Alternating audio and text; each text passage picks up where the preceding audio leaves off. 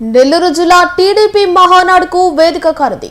జిల్లాలో ఇప్పటికే 4-5 చోట్ల మహానాడు నిర్వహణకు వివిధ రకాలైన స్థలాలు పార్టీ నేతలు మంత్రులు తనిఖీలు చేశారు. ఈ తనిఖీల్లో భాగంగా అన్ని రకాలుగా కోవూరు నియోజకవర్గంలోని రాచర్లపాడు ఇఫ్కో కిసాన్ సెజ్ అనుకూల ప్రాంతంగా గుర్తించారు. ఇఫ్కో కిసాన్ సెజ్ లో మహానాడు ప్రాంగణం భూమి పూజ రేపు జరిగే అవకాశాలు కనిపిస్తున్నాయి. మహానాడు ప్రాంగణం నుంచి మా ఛానల్ 9 బ్యూరో చీఫ్ జయరాజ్ వివరాలు అందిస్తారు. నెల్లూరు జిల్లా కిసాన్ సెజ్ మహానాడుకు వేదిక కానుంది. నెల్లూరు జిల్లా కోవూరు నియోజకవర్గంలో ఈ మహానాడు నిర్వహించనున్నారు.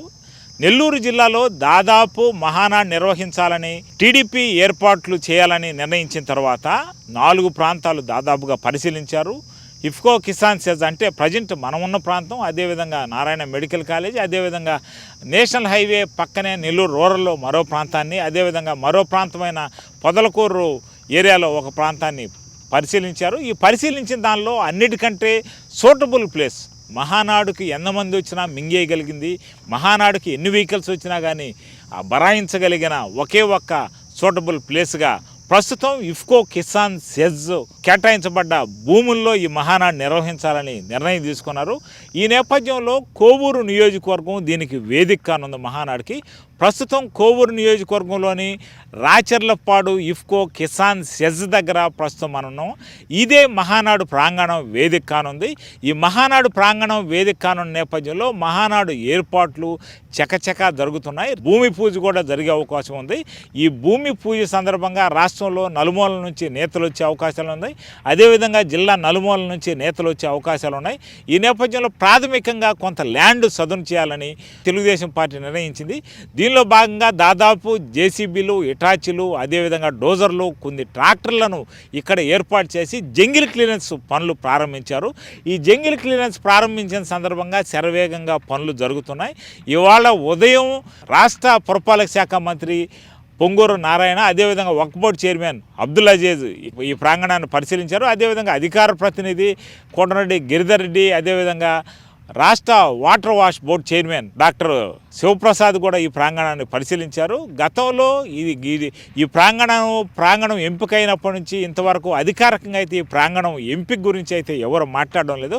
ప్రస్తుతం ఏర్పాట్లు జరుగుతున్నాయి. రాష్ట్ర నాయకత్వానికి దీనికి సంబంధించిన మ్యాప్ను తదితర అంశాలను మేము పంపిస్తున్నాం.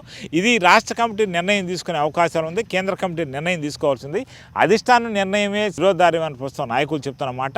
అయితే ఇప్పటికే ఇఫ్కో సెజ్ను రాష్ట్ర మంత్రులు, దేవాదాయ శాఖ మంత్రి ఆనవ రామనారెడ్డి, అదేవిధంగా ఎంపీ వేమిరెడ్డి ప్రభాకర్ రెడ్డి, ఎమ్మెల్యేలు కోటమిరెడ్డి శ్రీధర్ రెడ్డి, వేమిరెడ్డి ప్రశాంత్ రెడ్డి, దగ్గుమాటి వెంకటకృష్ణారెడ్డి, ఉదయగిరి ఎమ్మెల్యే కాకాల సురేష్ తదితరులు లాంటి వాళ్ళంతా ఈ ప్రాంగణాన్ని పరిశీలించారు. పసుపు పండగకు ఇదే అనువైన ప్రాంతంగా ప్రస్తుతం వారు నివేదికలు పంపారు.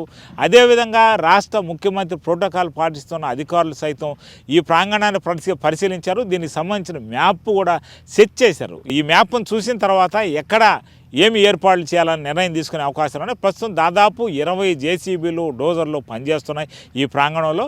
కొంచెం ఎత్తులు పల్లాలు ఉన్న నేపథ్యంలో ఎత్తు పల్లాలు సవరించుకొని ఈ ప్రాంగణాన్ని సిద్ధం చేసే అవకాశాలు ఉన్నాయని నాయకులు చెప్తున్న మాట. 3 ఏళ్లుగా ఈ మహానాడు జరుగుతున్న నేపథ్యంలో మొట్టమొదట రాష్ట్రంలో, అదేవిధంగా దేశంలో తెలుగుదేశం పార్టీకి వర్కింగ్ ప్రెసిడెంట్గా ప్రస్తుతం ఐటీ శాఖ మంత్రి నారా లోకేష్ ఎంపికైన నేపథ్యంలో దీనికి అత్యంత ప్రాధాన్యత సంతరించుకుంది. ఇప్పటి వరకు పార్టీ వ్యవస్థాపక అధ్యక్షులు స్వర్గీయ నందమూరి తారక రామారావు, అదేవిధంగా ప్రస్తుతం ముఖ్యమంత్రి నారా చంద్రబాబు నాయుడు ఆధ్వర్యంలో అనేక మహానాడులు నిర్వహించిన ఇక్కడికి ఈ మహానాడులకు కేవలం అతిథిగా ఇచ్చేసిన వర్కింగ్ ప్రెసిడెంట్ నారా లోకేష్ అయితే ఈసారి అతిథి పాత్ర కాకుండా తానే నిర్వాహకుడిగా ఈ ప్రాంతానికి రాబోతున్నారు. దీనికోసం యువనాయకుడి మెప్పు కోసం జిల్లాలోని తెలుగుదేశం పార్టీ శ్రేణులందరూ ఎవరికి వారు పోటీ పడుతున్నారు. ఇక్కడ భారీ జనసందోహాన్ని తీసుకురావాలని దాదాపుగా ఈ ప్రాంగణంలో 200 ఎకరాల వరకు సదును చేసి సిద్ధం చేసే అవకాశాలు ఉన్నాయి. ఈ సదును చేసి సిద్ధం చేసిన తర్వాత ఈ ప్రాంగణం సభ ఎక్కడ నిర్వహించాలి, ప్రతినిధుల సభ ఎక్కడ పెట్టాలి, అదేవిధంగా పార్కింగ్కు ఎక్కడ అవకాశం ఉంది అన్న అంశాలు పరిశీలించే అవకాశాలు ఉన్నాయి.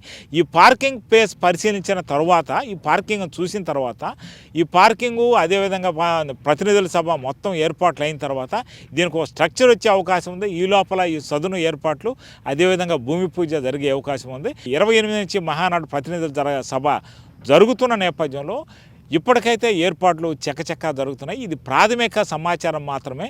వివిధ రకాలైన ఎమ్మెల్యేలు అదేవిధంగా మంత్రులు కూడా రకరకాలైన ఏర్పాట్లు జరుగుతున్నాయి. ఈ రకరకాలైన ఏర్పాట్లలో భాగంగా అనేక మంది ముఖ్య నేతలు ఈ ప్రాంగణానికి వచ్చి ఈ ప్రాంగణాన్ని తిలకిస్తున్నారు. ప్రస్తుతం ఈ ప్రాంగణం జరుగుతున్న వ్యవహారాన్ని మనం ఒకసారి పరిశీలిస్తున్నాం. ఈ పరిశీలిస్తున్న క్రమంలో మహానాడు ఏర్పాట్లను భారీగా ఇక్కడ నిర్వహించాలని తెలుగుదేశం పార్టీ నిర్వహించింది. ఈ తెలుగుదేశం పార్టీ నిర్వహించిన తరుణంలో ప్రస్తుతం ఈ సభకు అవసరమైన ఏర్పాట్లను నెల్లూరు కిసాన్ సెజ్లో జరుగుతుంది. ఈ కిసాన్ సెజ్ ఏర్పాట్లు ప్రస్తుతం అనేక మంది నాయకులు పరిశీలించారు. అదేవిధంగా ప్రభుత్వానికి సంబంధించి ప్రతినిధులు కూడా అనేక మంది ఇక్కడికి విచ్చేశారు. ఈ నేపథ్యంలో ఇక్కడ ప్రతినిధుల ఏర్పాట్లకు అదేవిధంగా భారీ బహిరంగ సభ జరిగే అవకాశాలు ఉన్న నేపథ్యంలో ఈ భారీ బహిరంగ సభకు అవసరమైన ఏర్పాట్లను ప్రస్తుతం తెలుగుదేశం పార్టీ చేస్తుంది. నెల్లూరు ఇఫ్కో కిసాన్ సెజ్ మహానాడు ప్రాంగణం నుంచి వీడియో జర్నలిస్ట్ జోషితో జయరాజ్, నెల్లూరు.